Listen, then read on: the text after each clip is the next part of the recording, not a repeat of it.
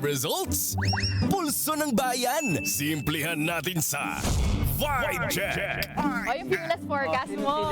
Sinong tama? Oo nga pala. Tama sila. Pabalik tanaw lang natin, Oo. At bago tayo pumunta dun sa ating mga nakaraang fearless forecast, simulan natin ang talakayan sa pagbagsak ng trust ratings ni Vice President Sara Duterte. Sa survey ng Pulse Asia, lumabas na 51.5% ang walang tiwala sa Vice Presidente dahil sa pagkakasangkot niya sa korupsyon. Kaya nga, Ina, pinunahan ng mga respondents ang kabiguan ni VP Sara na sagutin ang sinasabing maanumalyang paggamit ng confidential funds ng Office of the Vice President at Department of Education. Di ba hanggang ngayon, hindi pa rin natin alam kung totoong tao nga ba ang mga nasa acknowledgement receipts katulad ng pangalang Mary Grace Piatos. Tama ka, Carlo. Lumitaw din sa survey na hindi nagtitiwala ang iilang Pilipino kay VP Sara dahil sa pagmumura at sinasabing pagbabanta sa buhay ng ilang opisyal ng bansa, kabilang na dyan si Pangulong Marcos. Bukod dyan, Cheska, may bahagyang pagbabarin sa nagtitiwala o sa mga nagtitiwala kay Pangulong Marcos dahil naman sa sinasabing kabigoang labanan ang katiwalian. Sa inyong palagay, may sapat bang basehan ang pagbaba ng trust rating ng dalawang pinakamataas na opisyal ng bansa? Ayan, ilagay natin yan ha sa mga comments. Ano tingin mo? Ikaw muna, Richard, kasi ikaw yung huli. Sabi na sa'yo, sa inyong palagay daw. Sa inyong Welcome palagay. back! Nasa pa. Bilis lang, mabilis. Mataas. Yeah. Oo. Ay, Ang problema ko dito is, wala naman ginagawa yung isa. So, ano yung basihan? Kasi, isa alam ko, presidente, commander-in-chief, siya yung lahat. So, ang hindi ko maintindihan, ano yung basihan ng trust rating sa isang tao kung wala naman talaga siyang trabaho. To cite certain senator, spare tire lang ba ang tawag sa vice president since Duterte time? So, yun ang problema ko sa mga trust rating, satisfaction rating nowadays. Dahil hindi klaro sa akin ano yung trabaho ng vice presidente Ako at may- ano yung basihan ng trust and satisfaction rating. Ako hindi ako agree. May trabaho binigay ngayon sa Vice President. Sumipot sa Kongreso. Di ba? Parang hindi niya yata ginawa. Oo nga, oo. Adi kulang dapat bumaba. Mas mababa Negative na dapat. Negative kasi hindi sumisipot. Pero diba? tama, no? Kasi Richard, no? Kasi parang kung wala nga naman ginagawa, tabang the more you do, talagang marami din naman makikriticize either di mo ginagawa or di mo ginagawa. Pag kino-compare mo yung parehas na mataas na top 2 leaders natin sa bansa. Pero personally, nakakalungkot na silang dalawa sa panahon ng krisis, pares bumababa yung ratings na dapat sila yung tinititig natin at tinitingala natin para, alam mo yun, tulungan tayo makaahon dito. Well, ibig sabihin yan, di ba? Alam mo, dati kasi, agree ako kay Richard, di ba, na spare tire nga yung Vice President eh. Pero na-transform rin kasi yung Office of the Vice Yes. President nung previous Vice President, di ba? Nung si Leni Robredo, nung panahon, let's say, for example, nung crisis, yung opisina niya yung pinakamataas ng trust 100%, rating. yeah. Yeah. Bakit? Kasi siya yung nagbibigay ng free shuttles, nagbibigay ng free na, or Face mask. face mask, mga PPEs, tapos pati yung mga lodges, di ba? Yung Consultations. Mga consultations, di ba? Vaccines, I think. Oo, vaccines. Isko Moreno, may cooperation. So yung bayanihan e-consulta, di ba? Yung parang Yes. yung unang-unang nga nagkaroon ng, tapos lahat ng volunteers, yung telemed. telehealth, Consult. di ba? Telemed na ginaya rin ng napakaraming mga organisasyon. Yung mga Dumating na nga sa point, Dino, na threaten ng national government. Iimbestigahan pa daw si VP Leni doon kasi nagko-compete daw sa national government. Correct, Sa correct. COVID response. So, Oo, yun. tapos meron pa silang mga announcements. So bottom line is, I think while the Vice President is in theory a spare tire, ang malinaw dito is isa dapat yan sa pinaka-ma-impluwensya regardless. And you have to be able to use the soft power, the influence that you have in order to innovate when it comes to doing public Pero service. to be kahit fair hindi to ito Sara, I mean, obviously, may question ako dun sa spare tire dahil pwede naman cabinet secretary, pwede naman may ginagawa kahit walang cabinet secretary position. Pero ito kasi extraordinary situation dahil magkalaban na yung Kalaban presidente.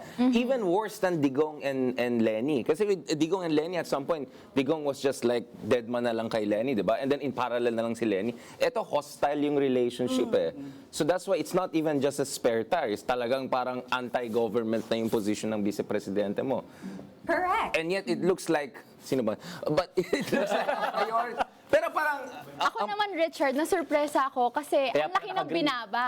Oo nga. Kaya pala naka-green to eh. Naka-green Kaya siya. in fairness daw kay Sara Duterte, tapos sa green. just to be clear, Gucci green to. Gucci green. Sige, Ah, sorry, Sarah you're saying Ayan, Sorry, sorry. nabigla ako sa malaking pagkababa ng kanyang trust rating kasi alam naman natin kahit ang kanyang ama, ang dating presidente ay nadawit sa kung ano-anong anomalya, krisis, korupsyon, hanggang sa dulo ng kanyang termino, ang taas-taas ng approval and trust rating sa kanya. Yung Teflon Meanwhile, effect. Oo. ang kanyang anak na si Vice President Sara Duterte, ngayon na nadawit sa mga krisis na to at korupsyon na to, malaki ang binaba, nag-plummet yung kanyang ratings. Given na, nag-declare pa siya for presidency at napakalaki ng confidence niya na mananalo siya for 2028 elections. So, yun Yes. ang impact sa kanya, di ba? Sa akin nga, ito yung chance sana ni Sara Duterte magpasikat, di ba? Kumbinsihin mo naman kami na worth it kang iboto bilang presidente. Pero kasi ang lumalabas, ano ka, on the job training ka bilang vice president, tapos hindi ka nagpa-perform, tapos expect mo, iboboto ka ng taong bayan pagdating ng eleksyon. Parang ate, show up. Ano yung ino-offer mo sa panahon ng krisis? At nasan ka habang sinisingil ka ng taong bayan sa lahat ng maanomalya mong ginawa? Ang ganda Actually, nung... that's a very good point. Sorry. The timing is important, di ba? Kasi it was just the other month na Sara Duterte sa tatakbo talaga siyang bilang presidente. Oo. So I think tumaas yung scrutiny. So, katulad ng sinabi mo, siguro, it makes logical sense na bumaba significantly. Because suddenly now, inisip ng tao, ay hindi ka lang pala spare tire. Gusto mo pala maging presidente. Correct. Wait lang, tignan mo ano ulit ang ginagawa mo. So I think she exposed herself to Correct. greater scrutiny. Dahil alam natin, let's talk, let's mistake yung phenomenon sa... Whenever wala siyang, parang quiet siya or wala siya sa tumataas, may Duterte effect. But at the same time, I completely agree. Wala siya yung Teflon effect ni Digong na 80-90% approval almost regardless of what he does. So this is an interesting situation we have right now. So, ibig sabihin, di ba, wala siyang Teflon effect. Ibig sabihin talaga, malinaw, na yung anak ay hindi katulad ng tatay. Yeah. Malayo. So kahit yung At mga buti na lang din. yung kahit na yung mga nagsasabi na suportado nila yung tatay, no? Hindi Parang pag-isip-isipan yung mabuti, no? Kasi ang layo di ba? Yung tatay medyo minsan kahit na inis ka, tsaka kahit anong kabastusan na lumalabas sa bibig, charming, di ba? Minsan parang ako nga ano ba tong hindi ko na nga naiintindihan yung mga sentences na sinasabi niya nung panahon ng pandemya na parang lasing, nakikinig pa rin ako ng 20 minutes, 30 minutes.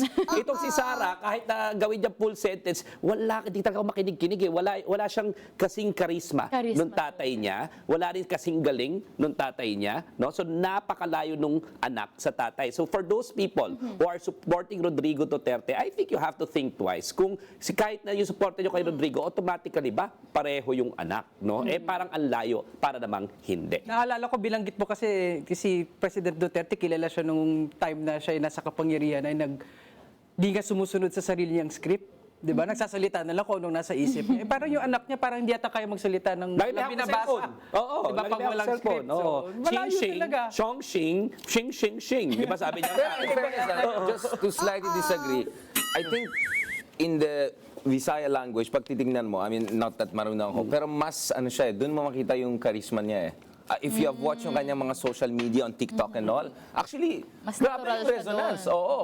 Si Digong kasi, kahit hindi siya, super confident dun sa Tagalog niya, English niya, dinadaan niya sa confidence level, di ba? Hindi ganun si Sara Duterte. I mean, you could also say, maybe may element of misogyny and sexism also, which unfortunately is playing a role here. Pero para sa akin, parang may konting divide. If you look at yung kanyang messaging sa mga TikTok in vernacular, actually, she's very charismatic. Yung mga kaibigan ko naman Bisaya, Richard, ang sinasabi, nagbibisaya siya.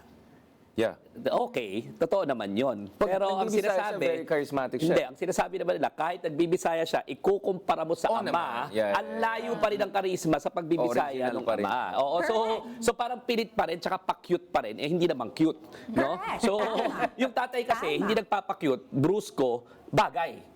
Yung sa kanya, yung pa-cute-cute niya ng gano'n, hindi mo sure kung bagay. At least yun yung nakukuha ko sa mga Bisaya friends ko. No? So para bang trying hard to be the father, to be a real Duterte na tough talk, pero sa totoo lang, ang layo sa tatay. At least yun yung naririnig kong sa mga kaibigan natin. Marami naman tayong mga kaibigan ng mga Bisaya. No? So but definitely, Richard, nagbibisaya. Diba? Yun lang. Yun lang siguro, dahil dyan sa ethno-linguistic politics naman natin, kahit pa paano, may makukuha pa rin yun na boto. Alam natin yan, kasi Oo. solid North. Kasi solid North tayo, solid Ilocano tayo. Diba? Oo. Pero kung may payo tayo, Diba kalakaran. 51% ang ano? Attorney Dino, parang Disapproval, disapproval. Kung papayuhan mo si Vice President Inday Sara Duterte para tumaas naman ang kanyang approval rating. Ano Ano yung ba mga yan? ipapayo mo sa kanya this Oo. week? Well, una, magserbisyo ka. Okay. Diba? Magserbisyo ka. Hindi ka puro performative, di ba? Siguro naman, magpakita ka doon sa constitutional process. Baka naman, gusto mong bawasan yung pagnanakaw mo sa confidential funds. Siguro naman, gusto mong aminin na meron kang bank account. At huling-huli sa lahat, di ba? Kasi gusto mong, bumalik sa yung tiwala ng tao, di ba? Sara? Hoy, Sara. Gusto mo bumalik sa yung tiwala ng tao, di ba? Ibig sabihin, kailangan ipakita mo na wala kang tinatakot. Wala kang tinatakot. Marami kang tinatakot. Pero wala kang tinatago. Dapat wala. So, anong kailangan mong gawin, di ba? Uulit-ulitin ko, ha? Pumirma ka ng waiver mo kahit na alam kung sinusian lang ako ni Carlo ngayon. Di ba? Pumirma ka ng waiver mo kasi wala ka na bang tinatago. Right? So, alam mo, kutob ko nga, pag pirma ng waiver mo, tapos pagbukas ng bank accounts mo, mapapahiya lahat yung mga nasa prosecution at lahat nag-aasa konstitusyon sa'yo, tataas yung trust rating mo hanggang 95 to 99 kung wala ka tinatago. Kaso meron. Meron ka tinatago. Hindi So, pala ang hirap. advice to Accusation ka pala eh. Ano nga sa pa-disbar eh. Ano, pustahan? Meron yung tinatago. Tayo magpustahan. Bago na magpustahan. Bardagulan na Teka lang, okay. Siyempre, hindi naman pwedeng kami lang ang dumadaldal dito. Ang hirap tabigin ng mga tao. At maaari kayong makisali sa huntahan.